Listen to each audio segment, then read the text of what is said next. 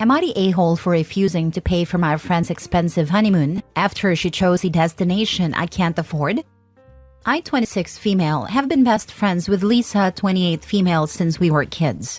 We've always been close, and I've been so excited for her wedding. A few months ago, Lisa asked me to be her maid of honor and I gladly accepted. We started planning everything together and it's been a lot of fun. Recently, Lisa mentioned that she and her fiancé are struggling to afford their dream honeymoon to Bora Bora. They have been saving, but unexpected expenses have come up. Knowing how much this trip means to them, I wanted to help. I offered to contribute a significant amount of money towards their honeymoon as a wedding gift because I am earning very well. However, when Lisa and her fiancé finalized their plans, they chose the most luxurious resort in Bora Bora with all the bells and whistles. The cost was astronomical, far beyond what I had initially anticipated. When Lisa sent me the breakdown of the costs and my share, I was floored. It was more than double what I had budgeted to give them. I approached Lisa and explained that I couldn't afford to contribute that much money. I offered to give the original amount I had planned, which was still quite generous, and Lisa got upset and said I was ruining her dream honeymoon. She argued that as her best friend and maid of honor, I should be willing to make sacrifices for her big day. This has caused a rift between us. Lisa's barely speaking to me and she's even considering asking someone else to be her maid of honor. Our mutual friends are divided. Some think I'm being reasonable while others believe I should find a way to come up with the money to make Lisa's dream come true. I feel awful because I don't want to let my friend down, but I also can't justify spending more than I can afford. Am I the a-hole for refusing to pay for my friend's expensive honeymoon after she chose a destination I can't afford? Edit. I was thinking of giving around $5,000 to $7,000 as a gift. Again, I endeavored to contribute, not pay for the whole thing. Now for the top comments. Not the a-hole. Let the trash take itself out. Not the a-hole. Also, don't pay anything, not even a dime. She's not your friend. She's shown you that. The fact that you're even considering giving in shows that you're just too nice. Nice people will be used and sucked dry by manipulative users like your friend. She's even considering asking someone else to be her maid of honor. Let her. Just say, I'm disappointed but okay. Then watch what happens when other person hears the price tag for the honor. Your friend is childish and immature. The important thing about a honeymoon is being with your new spouse and spending time with each other. My in-laws were very generous, and my husband and I went on a cruise. But I had a friend who rented a cabin in the woods near a stream. I wouldn't even give her the opportunity. I'd make that decision for her and back out myself. This isn't a friend, it's a leech. Exactly. She just put a price tag on a friendship. She's the a-hole. The only person who should be finding a way to make her dream come true is the doofus marrying her. Who in their right mind expects their friend/maid of honor to fund a lavish, extravagant honeymoon?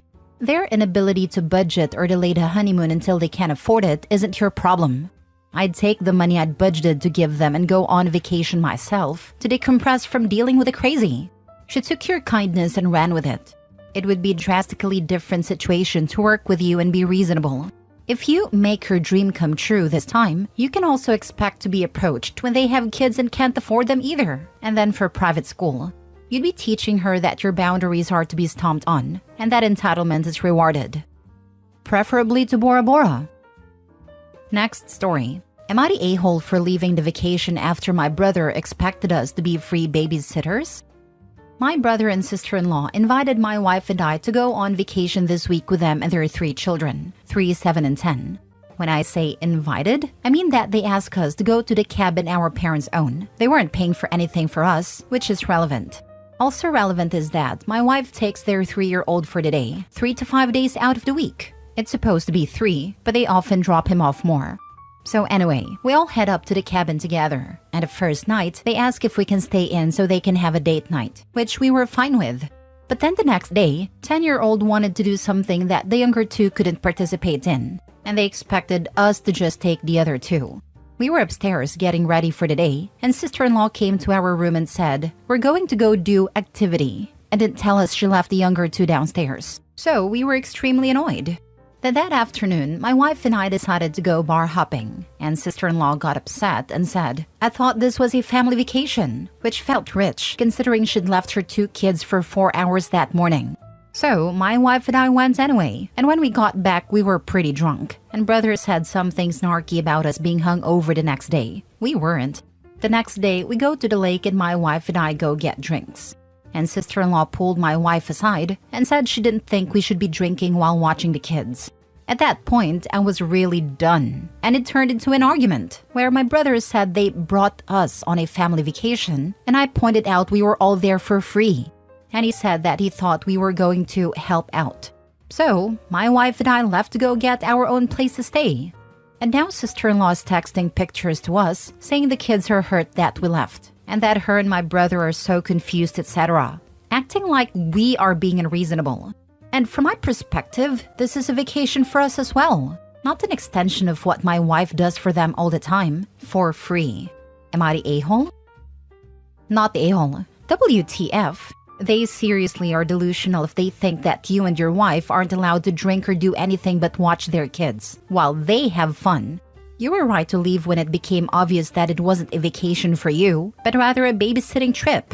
After that ridiculousness, I wouldn't even be watching their kids 3 times a week anymore, since it's obvious they don't respect you or your time. But that's just me being petty. Agreed, and I love the emotional guilt trip of texting pictures of their kids. That's some serious narcissistic BS. I'd send some back with thumbs up from the bar, sipping a cocktail, but I'm petty. They are taking advantage of you. I think you need to wean them off the expectation that you and your wife are their unpaid nannies. Wife needs to be unavailable to sit. When your sister-in-law drops by with the kids, don't answer. Or grab your purse and be just heading out. Or better yet, no. You don't owe them an answer or an explanation of why you don't want to be constantly roped into parenting their kids. Or just start taking shots anytime you're around them. This works because you're not fit to babysit. And it numbs the entitled a-holery of your brother and sister-in-law. I fully agree the wife needs to stop babysitting. 3 to 5 days a week unpaid is disrespectful. I'm sure there are way more things she'd rather be doing. OP, back your wife in this. Heck, tell them it's your deal, because they're obviously being entitled. I've been telling my wife we need to cut back the babysitting, but she genuinely enjoys it. I do need to make sure she develops boundaries about how many times a week, and start and end times though. Next story. Am I the a-hole for canceling my vacation because my sister is sending her kids? We've been planning a family vacation for months. This would be my first vacation in 15 years, and it's kind of a big deal. I was recently diagnosed with ADHD, and this year is just the first year I've enjoyed getting out. My sister has had her struggles in her adult life, and she has 3 kids that spend half their time with their grandparents/my parents. They're fun kids, but they aren't well-mannered. They don't listen unless it involves yelling or being asked multiple times. Telling them to not do something often results in them doing it when nobody's looking. Today we get together for Father's Day, and I find my sister isn't going, but she's still sending her kids. This frustrated me quite a bit, but I definitely wasn't going to speak my mind around the kids. I decided to give it a few hours and reset to observe what I could expect. 3 kids spanning 4 to 6 just bullying adults until they get what they want. My vacation quickly began to look like I was just leaving the state to babysit. I'm not a parent, I'm not good with kids, but I don't hate kids. I don't want to spend my week trying to get a handle on 3 kids at a campground, despite my parents would still do most of the work. I told my parents I wasn't going on vacation, and that I didn't sign up to watch my sister's kids. I know my mom feels terrible, and I feel like I've put her in a difficult spot. My sister has a job and boyfriend and less free time than I'm sure she'd like, but she's no single mom with no support system. I don't think it's right to just expect someone to take your kids on vacation while you sit at home. Am I the a-hole? Now for the top comments. No, it's your vacation, and if you won't have a good time, then don't go. It seems a valid reason to say no. Looks like a lot of people are going to be away. Sounds like the perfect opportunity to have a quiet staycation. Nope, they are her circus, her clowns. There is nothing wrong with taking a vacation for yourself. Sounds like sister is trying to get a vacation for herself away from the kids by taking advantage. What a prick. The kids that she only had 50% of the time anyway. Ignore them, not a-hole, but please take a vacation of some kind. One you will enjoy. Oh, I've got a few much-needed life upgrades on the way instead, and few parks around me to still make it out on the water. Appreciate the kind words. Solo travel isn't for everyone, but I have grown to love it over the past couple of years. I'm married and have 2 excellent teens, but I'm the one in charge of everything when we take trips and it isn't very relaxing. I would never take my nephews/nieces on a trip at 4 to 6 years old, let alone my only opportunity to get away. Mini update. Thanks all. I was feeling pretty crappy and selfish with the plans of leaving tomorrow morning. After calming down and reading your responses, I think I made a right and understandable choice. I'm going to stick to it. To those wanting to make sure I get a good vacation, I promise to make it my most enjoyable and active staycation to date. I still have a state park pass, and kayaks aren't bad. I'll certainly make the most of it. Next story. Am I the a-hole for being upset that my wife didn't give me what I wanted for Father's Day to get back at me? I very well could be wrong and maybe I deserved it, but I can't be sure. I will include both sides of the argument. She does contribute to the household despite not working, so no, I don't want to hear comments about finances. She has plenty of money saved from when she was working prior to giving birth. So for Mother's Day, I had to work.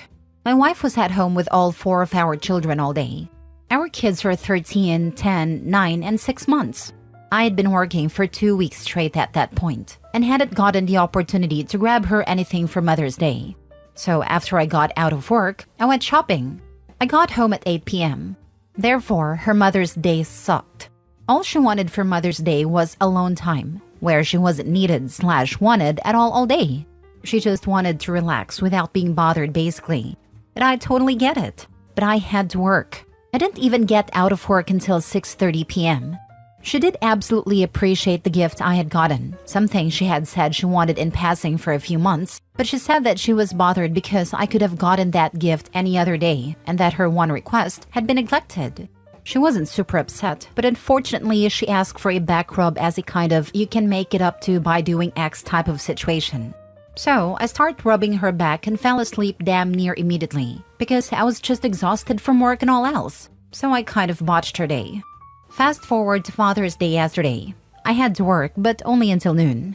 She asked me what I wanted for dinner that night, but I didn't have a preference.